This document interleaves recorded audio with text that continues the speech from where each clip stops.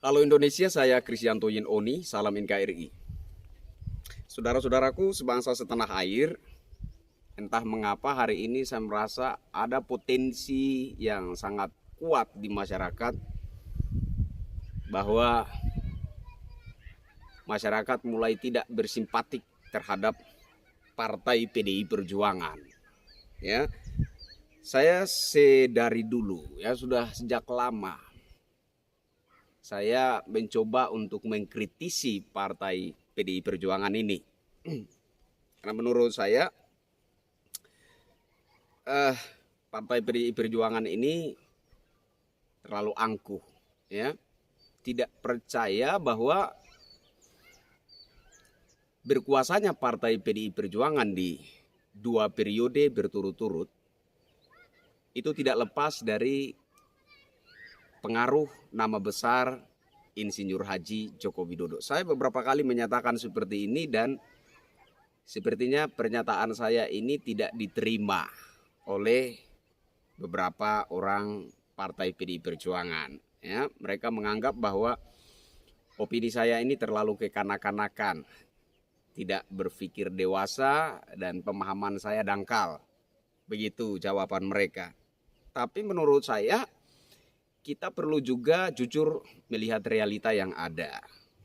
Bahwa sebenar-benarnya berkuasanya partai PDI Perjuangan di 2 periode belakangan tidak lepas dari pengaruh nama besar Insinyur Haji Joko Widodo.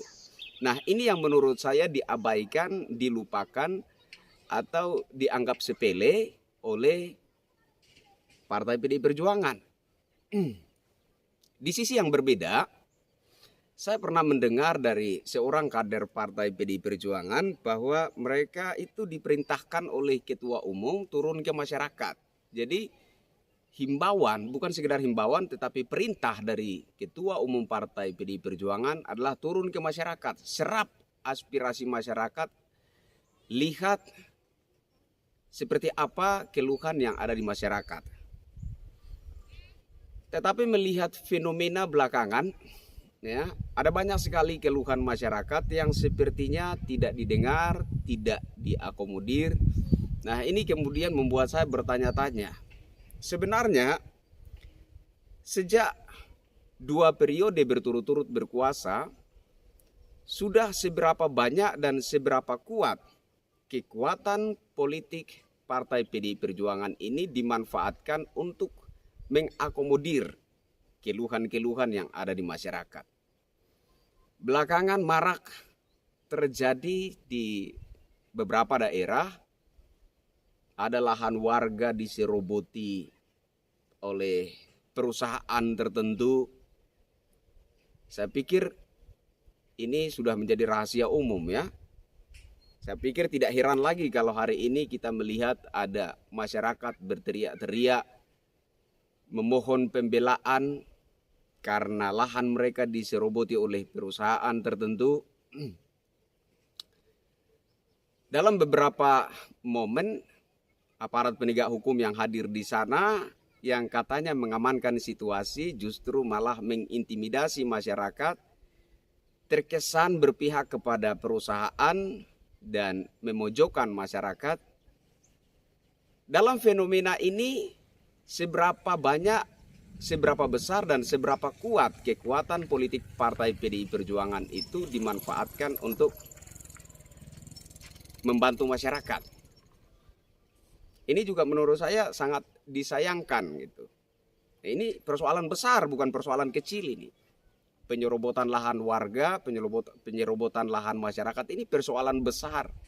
Dan mesti ada satu kekuasaan yang campur tangan berpihak kepada masyarakat agar supaya rasa keadilan itu benar-benar hadir di masyarakat. Tetapi apa boleh buat, apa daya, sampai hari ini juga menurut saya di beberapa daerah, di beberapa tempat masih ada teriakan-teriakan serupa, masih ada teriakan-teriakan yang sama, masyarakat memohon perlindungan, pembelaan, dan keadilan.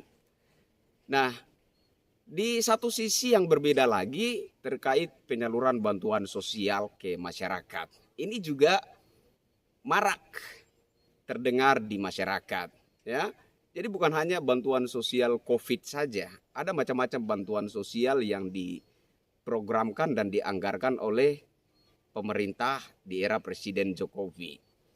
Tetapi marak terjadi penyelewengan, ya, penyalurannya itu berantakan. Masyarakat tidak bisa berbuat banyak selain pasrah dan menerima itu sebagai nasib mereka. Kemudian contoh di NTT itu bantuan sosial untuk bencana alam badai Seroja. Ini juga berantakan sekali. Entah berapa ribu kepala keluarga yang katanya sudah didata, rumah mereka sudah didokumentasi, kerusakan rumah mereka seperti apa. Tetapi apalah daya mereka? Setelah didata, setelah rumah mereka, kondisi rumah mereka, keadaan mereka didokumentasi, ya sudah, begitu saja. Bantuan sosial untuk masyarakat terdampak bencana badai Seroja nggak kunjung muncul. Dan hingga saat ini keluhan masyarakat itu terkubur dalam keputusasaan. Berapa besar kekuatan politik partai PDI Perjuangan yang dimanfaatkan untuk membantu masyarakat dalam hal ini. Ini juga menurut saya patut menjadi tanda tanya. Saya pikir kita tidak bisa mengelak, kita tidak bisa menghindar bahwa itu bukan ranah mereka, itu bukan tupoksi mereka dan lain sebagainya. Ya, mungkin itu bukan ranah mereka, itu bukan wilayah kontrol partai. Tetapi kita juga tidak bisa pungkiri bahwa hari ini apapun situasi yang terjadi di masyarakat tidak lepas daripada kontrol kekuatan politik. Nah, semestinya menurut saya sudah 2 periode berturut-turut berkuasa, PDIP bisa memanfaatkan kekuatan politiknya untuk memberikan perhatian yang lebih, memberikan perhatian yang ekstra untuk masyarakat yang membutuhkan. Tetapi kembali lagi, apa daya masyarakat hanya bisa berharap dan kemudian diam dalam keputusasaan. Nah, sehingga kesimpulannya menurut saya bahwa di pemilu yang akan datang masyarakat pasti akan lebih jujur menunjukkan sikap politiknya.